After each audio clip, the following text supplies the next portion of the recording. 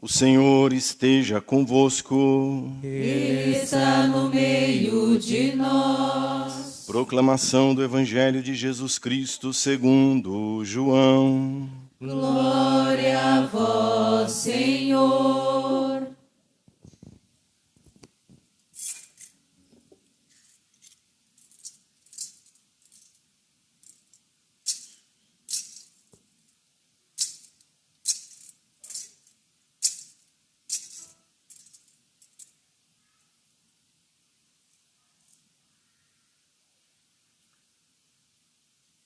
Era antes da festa da Páscoa. Jesus sabia que tinha chegado a sua hora de passar deste mundo para o Pai. Tendo amado os seus que estavam no mundo, amou-os até o fim. Estavam tomando a ceia. O diabo já tinha posto no coração de Judas, filho de Simão Iscariotes, o propósito de entregar Jesus. Jesus, sabendo que o Pai tinha colocado tudo em suas mãos e que de Deus tinha saído e para Deus voltava, levantou-se da mesa, tirou o manto, pegou uma toalha e amarrou-a na cintura. Derramou água numa bacia e começou a lavar os pés dos discípulos, enxugando-os com a toalha que tinha cingido. Chegou a vez de Simão Pedro. Pedro disse: Senhor, tu lavas os meus pés? Respondeu Jesus: agora não entendes o que estou fazendo, mais tarde compreenderás. Disse-lhe Pedro: tu nunca me lavarás os pés. Jesus respondeu: se eu não te lavar, não terás parte comigo. Simão Pedro disse: Senhor, então lava não somente os meus pés, mas também as mãos e a cabeça. Jesus respondeu: quem já se banhou não precisa lavar senão os pés, porque já está todo limpo. Também vós estáis limpo, mas não todos. Jesus sabia quem o ia entregar. Por isso disse: nem todos estáis limpos. Depois de ter lavado os pés dos discípulos, Jesus vestiu o manto, sentou-se de novo e disse aos discípulos: compreendeis o que acabo de fazer? Vós me chamais mestre e senhor, e dizeis bem, pois eu o sou. Portanto, se eu, o senhor e mestre, vos lavei os pés, também vós deveis lavar os pés uns dos outros. Dei-vos o exemplo para que façais a mesma coisa que eu fiz. Palavra da salvação. Glória a vós, Senhor.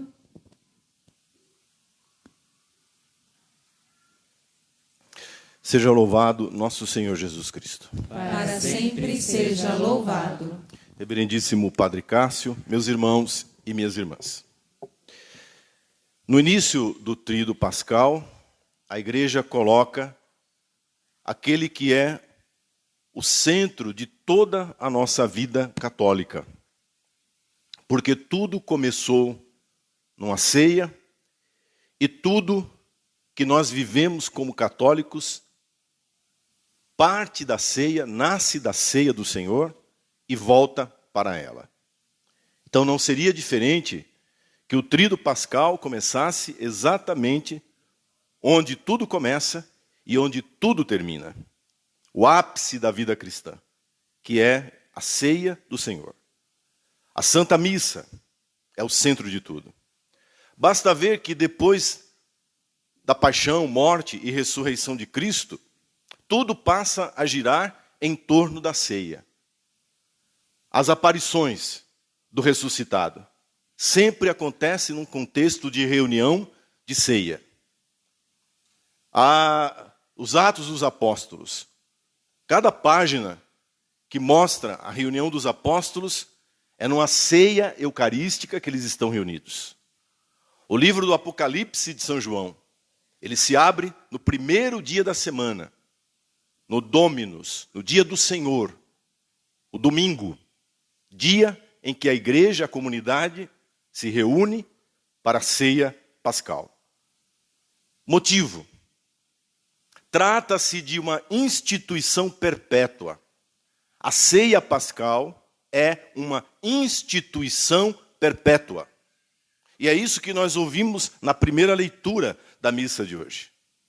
A ceia pascal anual, que os israelitas celebravam, que os judeus celebravam, que tinha como centro o cordeiro, memória da saída do cativeiro do Egito, da escravidão do Egito. O cordeiro era morto, o sangue era passado, era untado na porta, para que o anjo exterminador identificasse a casa dos hebreus, poupando a casa dos hebreus, e ferisse a casa do Egito. A família reunida comia às pressas, porque era a noite de saída, da Pesra, da passagem do cativeiro para a liberdade, da terra da escravidão para a terra prometida. E esta ceia anual que os judeus celebravam, mas não celebram mais, como uma instituição perpétua, que o Antigo Testamento marca como instituição perpétua, desde a derrubada do templo de Jerusalém em 70, há 2000 anos praticamente. Os judeus não celebram mais aquilo que Deus tinha determinado como instituição perpétua. Mas eles celebravam, além da ceia pascal anual, uma festa pascal semanal, o Shabá, o sábado, do qual só participam os judeus. Você pode ser convidado para um Shabá na casa de um judeu, mas é só isso que vai acontecer. Você é apenas um convidado. Você não participa, você não pertence àquilo. Você é apenas um ouvinte, você é apenas um visitante. Mas a ceia, o Shabá, é a instituição deles. É uma coisa que tem a ver com etnia, que tem a ver com sangue, que tem a ver com uma particularidade de uma nação. Ora, mas Deus havia dito que essa instituição, que é perpétua, seria para a libertação de todos, inclusive dos egípcios, que no futuro, isso os profetas todos repetem, que seria instituída uma nova aliança. Deus faria com o mundo, com Israel e com o mundo, uma nova e perpétua aliança. E não algo fechado, algo que pertença a uma etnia. A salvação, a libertação, a saída da escravidão é para toda a humanidade. Por isso, tudo começa, o ápice da vida de Cristo nessa terra, em um sacrifício que, operado na cruz, vencido na ressurreição, é atualizado, é presentificado naquela ceia derradeira que ele celebrou e mandou que se celebrasse em memória dele até que ele volte. Todas as vezes que vocês se reunirem, façam isto em memória de mim. Memória aqui no sentido forte. Os judeus tinham isso também na cabeça. Que se passassem um ano sem celebrar a Pesra, a Páscoa, eles poderiam voltar à escravidão do Egito, porque celebrar era atualizar. É nesse sentido, no sentido forte, beraká se diz em hebraico, anamnese se diz em grego. Ou seja, eu faço memória, não é como se diz em português, uma lembrança. Nós não estamos aqui fazendo uma recordação, uma lembrança, um teatro, não. Trata-se da presentificação, da atualização da morte e ressurreição de Cristo. Para que não fique como um fato do passado, mas aquilo que ele fez na cruz do Calvário se atualize hoje. Que a vitória dele sobre a morte se atualize hoje na minha vida, na minha história. Mas é estranho. Onde está o Cordeiro? Onde está o sangue do Cordeiro? Se é uma instituição perpétua, que deve ser feita assim para todo sempre. Ele é o Cordeiro. Por isso que não se fala de Cordeiro na ceia de Jesus. O sangue é o sangue precioso dele, derramado pelos nossos pecados. E aí, como diz Paulo na segunda leitura, ele toma dois elementos da ceia. Dois elementos que nós conhecemos desde a época de Melquisedeque, do sumo sacerdote. Ele toma o pão e o vinho. E diz, o pão o pão é. Ele não diz, o pão faz às vezes. Representa. Ele podia usar essa palavra? Sim ou não?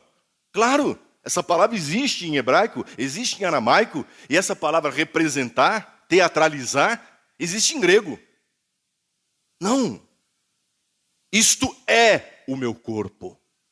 E tomando o vinho, ele disse, este é o meu sangue. O sangue da aliança. O sangue que é derramado por vós e por muitos. Porque nem todos irão aceitar. Nem todos estão prontos para aceitar. Nem todos estão puros. Por isso ele diz muitos. E nós na missa, na hora da consagração do cálice, dizemos todos, porque foi por todos, absolutamente por todos. O sentido é exatamente esse. E por isso que no dia da instituição da Eucaristia, no dia da invenção da missa, que é hoje, o Evangelho, ao invés de narrar a instituição da Eucaristia, contando, né, ele pegou o pão, deu graça, não. Exatamente para dar a você e a mim o sentido da Eucaristia. O Evangelho é o do lava-pés. Jesus, erguendo-se da ceia, tomou o jarro e a bacia. Função do escravo. Função do servo. Numa casa que tem escravo, era o escravo que faria isso. Numa casa que tivesse empregado, o empregado mais subalterno. Era esse que deveria fazer esta função. Jesus toma o lugar do escravo. Jesus toma o lugar do servo, do empregado de todos. E se abaixa. E desce até o chão da nossa vida. Até o chão da nossa história. Até o chão da nossa casa. Da minha, da sua vida. Para lavar. Para tocar. Para purificar. Para salvar. Este é o sinal. É isso que a missa é. É por isso que a igreja só faz esse gesto uma vez por ano. Porque esse sim é o significado. O lava-pés é o significado. O pão e o vinho é a realidade. É o corpo e é o sangue de Cristo. Se nós teríamos que fazer lava-pés em todas as missas, mas não precisa. É uma vez por ano. Porque aqui está o sentido, aqui está o significado. Ele se rebaixou, ele se humilhou, ele se fez escravo, ele se fez servo, o empregado. Ele baixou. É incrível que nós não consigamos baixar a nossa mente na missa. Ele que se abaixou, ele que se humilhou, ele que morreu, a gente não consiga concentrar-se uma hora de missa, hoje um pouquinho mais. Mas é impressionante como tem gente que parece que não foi feito para isso. Como tem gente que parece que não está lapidado para essas coisas. Gente preocupado com lugar para sentar. No banquete que o Senhor te põe sentado num trono de glória. O cara procurando lugar para sentar. Se tem isso, se tem ar-condicionado, se está pegando vento. Sabe? Preocupado com a roupa que o outro veste. Preocupado com quem é que vai pregar. Preocupado com sei lá com o quê. Quem é que vai presidir? Quando quem preside é Cristo. Quando é Ele que se dá, é Ele que se oferece, é Ele que se entrega. Seja um padre alemão com voz de carro de vendedor de pamonha, como acontece muitas vezes por aí.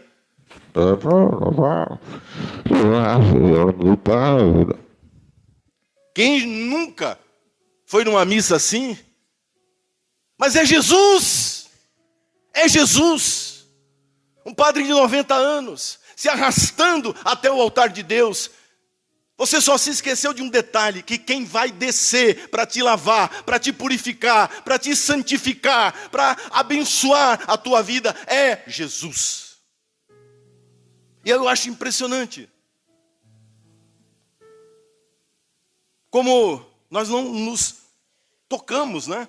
Aí de vez em quando eu dou uns berros para ver se o cara se toca, mas não adianta. Para algumas pessoas é impressionante como alguns não estão preparados para a grandeza do que é a missa. Eu vou arriscar, grande parte está aqui de corpo presente, não sabe o que está fazendo aqui, entendeu? Uma boa parte. Eu sei que o padre Cássio gosta de elogiar a paróquia que cresce e tal, mas eu gosto de esculhambar. E de dizer que muitas pessoas estão aqui de corpo presente, estão aqui pensando na morte da bezerra, nem do cordeiro não é. É na morte da bezerra. Sabe, preocupado com o que vai fazer daqui a pouco, preocupado com o celular, vai lá fora e é uma mijadeira e não para, quieto. Ah, sim, vamos falar. Uma hora em que o Senhor desce, em que o Senhor se abaixa, em que o Senhor vem. E a pessoa é incapaz de colocar sentido, de colocar coração, de colocar vida no que está sendo feito. É impressionante. A mente criticando o tempo todo. Um barulho infernal na mente. Que na nossa sociedade, muito causado por essa droga chamada rede social. Que a maioria de nós está viciado. Um barulho ensurdecedor, que ninguém escuta, mas que está aqui. E Jesus, como escravo, aceita passar por essa humilhação. Eu acho impressionante que Deus passe por essa humilhação. A cada missa, a cada Eucaristia, Ele desce. Agora veja, porque o amor é assim. Para Ele ser alimento, para Ele ser o pão nosso de cada dia, porque é esse pão que a gente pede no Pai Nosso, viu? Você acha que é o arroz e o feijão da sua casa. Não, o pão nosso, que nós usamos no Pai Nosso, o primeiro pão nosso de cada dia é a hóstia. É a Eucaristia. É o pão do céu. O outro pão, nem só de pão o homem viverá. É o pão da palavra. É o pão da vida que é Ele. Mas para se dar em alimento, é preciso que Ele nos ame assim, até o fim. O Evangelho começa dizendo que Ele, tendo amado os seus que estavam no mundo, amou-os até o fim. Até o chão. Até o pó. Até a cruz. Até o ponto de ser comida, alimento. Só assim, amando até o fim, é que o amor é verdadeiro. Quem não ama até o fim, não ama verdadeiramente. Amor que não vai até o fim é mentira, é ilusão, é posse, é domínio, é um erro, mas não é amor. E você só conhece o amor verdadeiro no fim. Entendeu? No fim você pode dizer, era amor mesmo. Porque morreu me amando. Porque morreu cuidando de mim. Porque morreu preocupado comigo. E agora vive. Vocês estão entendendo que profundo isso? O amor que brota da ceia eucarística, ele diz assim, derramado por vós. Acontece em cada missa. É Ele nos lavando no ato penitencial do início da missa. É Ele nos dando um banho da palavra. Um banho com a palavra. Às vezes é um banho quentinho, né? Que aquece. Às vezes é um banho de água fria. Que acorda a gente. Que faz você ficar ligado. E às vezes é um jato. Daqueles de apagar incêndio. Para extinguir em nós as paixões. E nos colocar no nosso devido lugar. E isso vale para todos. É por isso que de um lado estava João, o discípulo amado, e do outro Judas Iscariotes. Como é que eu sei que estava de um lado João e do outro lado Judas? João eu sei porque ele reclinou a cabeça no peito de Jesus. Ele estava do lado. Caso contrário seria impossível. E do outro lado eu sei porque Jesus disse, aquele que põe a mão comigo no prato é aquele que irá me trair. Só dá para colocar a mão no prato que você está colocando se a pessoa estiver do seu lado. Sim ou não? E de um lado e do outro estão os convidados mais importantes. Você entendeu? Jesus deu a Judas o lugar mais importante, o lugar da deferência, o lugar da homenagem, o lugar de quem diz: eu te amo, lazarento, eu te amo, desgraçado, eu te amo de verdade, ainda há uma chance para você, ainda há uma chance de você recuperar a lucidez. Mas o diabo já havia entrado nele. O diabo já havia, porque ele foi dando lugar. E aí, meu irmão, escute bem o que eu vou dizer agora, preste atenção. E aí, meu irmão, não é uma missa que vai resolver, não. Compreenda isso. Para defunto ruim, nem todas as missas de 7º dia do mundo. Como a gente não sabe quem é bom e quem é ruim, nós rezamos por todos. Isso é para deixar a gente muito atento. Que dos 12 que ele escolheu, um estava ali, como falso amigo. Falso amigo. De um lado, o amigo verdadeiro, aquele que reclina e ausculta o coração do Salvador. Mas do outro lado, o falso amigo. Agora, o que é lindo, ele morre pelos dois. Ele lava os pés dos dois. Por isso que Paulo vai dizer: cada um se examine quando vai se aproximar da Eucaristia, quando vai tomar a Santa Ceia. Veja, Paulo não diz assim que a igreja vai dizer você pode e você não pode comungar. A igreja põe os parâmetros, amém? A doutrina, o ensinamento. Mas no fim e ao cabo, a noção é sua. A consciência é sua. E Judas está sentado ali, porque Jesus está disposto a se rebaixar por todos. Isso, Padre Cássio, vale para mim e para o senhor e para cada padre. Hoje Jesus instituiu o sacerdócio. Quando Jesus disse aos apóstolos: façam isto em memória de mim, e disse isso apenas aos apóstolos, e os apóstolos deram essa ordem apenas para aqueles que eles ordenaram.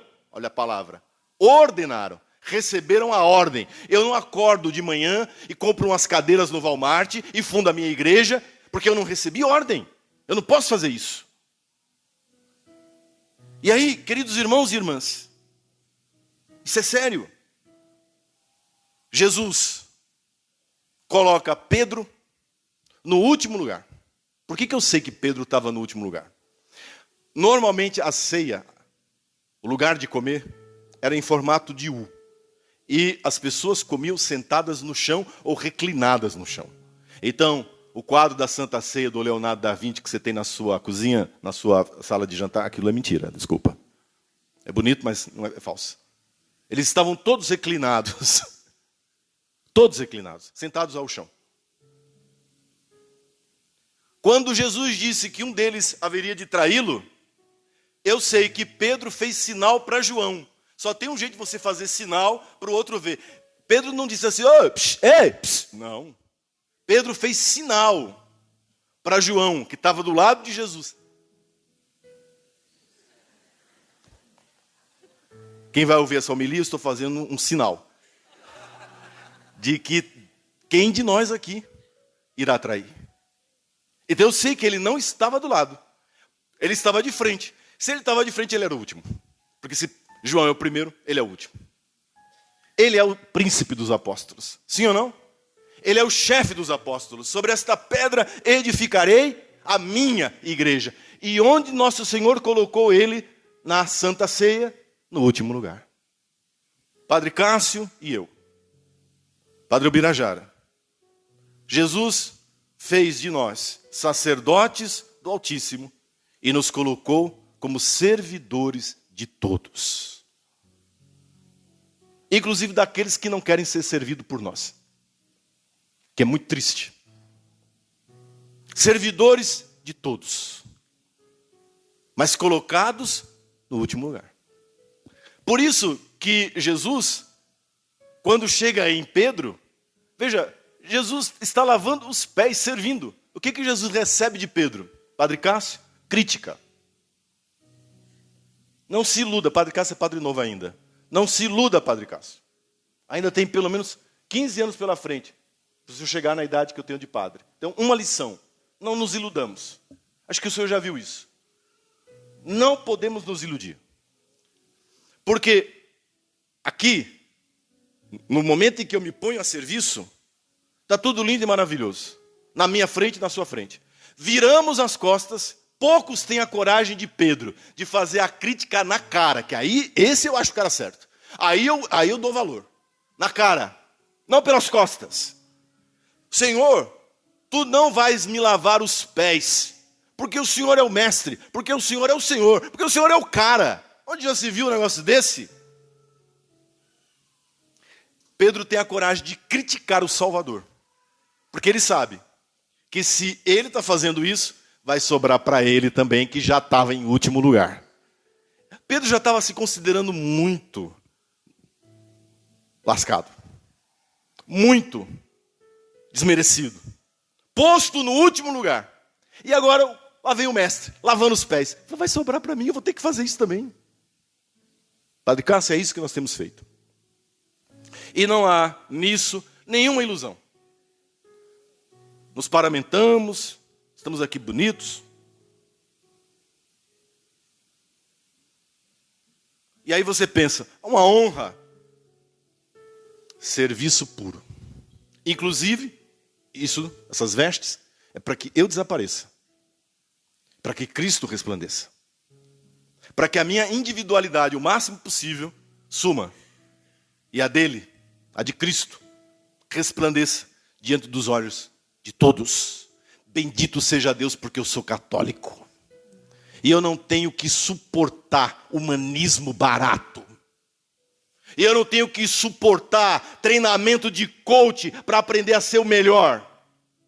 E eu não tenho que suportar xaladabandaias para cá, the power of the king para lá. Que eu não tenho que suportar bandeja passando com pão puma e suco de uva. Misericórdia, o sangue de Cristo tem poder. Bendito seja Deus, porque eu sou católico. E aí, se você acha que isso não é uma grande coisa, meu irmão, o que você está fazendo aqui? É só por isso que nós estamos aqui. Não há outro motivo para estarmos aqui. Eu estou aqui porque sou alimentado no sangue do Cordeiro. Termino dizendo que é isso mesmo. Então, aquele que participa da missa, sai da missa transformado, lavado, purificado, para se pôr a serviço da humanidade. Que mundo diferente nós teríamos, não é verdade? Se essa fosse a religião do mundo, a religião do serviço, a religião do amor ao próximo, de estar do lado do inimigo, do falso amigo, e ainda assim servi-lo. Sabendo, viu? Jesus não era trouxa, não. Não confunda as coisas. Uma coisa é ser bom, outra coisa é ser trouxa. Jesus sabia muito bem quem ele era. E chegou a hora que Jesus disse, basta também. O que você tem para fazer, faça. Faça logo, inclusive. Chega de pataquada aqui comigo. Fazer lero-lero aqui. O que você tem para fazer... Jesus não era trouxa. E serviu até o fim. Só que tem uma hora que você não pode forçar mais a pessoa. E aqui, meu irmão, você sai de cada missa. Cada missa. Cada missa. A missa de 30 minutos na semana. De cada missa. Porque todas as vezes que nós nos encontramos, é um memorial perpétuo. É uma ordem que é perpétua. Não é para fazer uma vez por mês, como fazem as seitas. Não é para fazer uma vez por ano, como faz a congregação. É para fazer todas as vezes. Façam isto em memória de mim. E tem que ensinar isso para o católico, porque o católico já não sabe o básico, o católico já não sabe o trivial, desaprendeu o mínimo do catecismo. Há uma geração de gente que está voltando para a igreja católica que não conhece nada, que não conhece quase nada do evangelho. Mas aí o senhor está me tirando, o senhor está me dizendo... Não estou não, eu estou querendo te ensinar, meu irmão, que em cada missa você encontra Jesus, você encontra o poder da cruz. Em cada missa, você pode ser lavado, purificado e transformado, para sair para servir, para lavar os pés dos outros. Que mundo, e aí eu termino, que mundo diferente nós teríamos se ao invés de mísseis, como nós temos visto, sendo lançados de um lado para o outro, nós lançássemos missionários para levar a palavra de Deus. Ao invés de religião que quer impor sobre os outros o seu pensamento, nós tivéssemos pessoas que propusessem, que apresentassem, que dialogassem, que conversassem. É o que o Papa Leão disse ontem no Vaticano. Obrigado, Jesus, por esta palavra. Obrigado, porque sois o Cordeiro de Deus, que tira o pecado do mundo. Amém.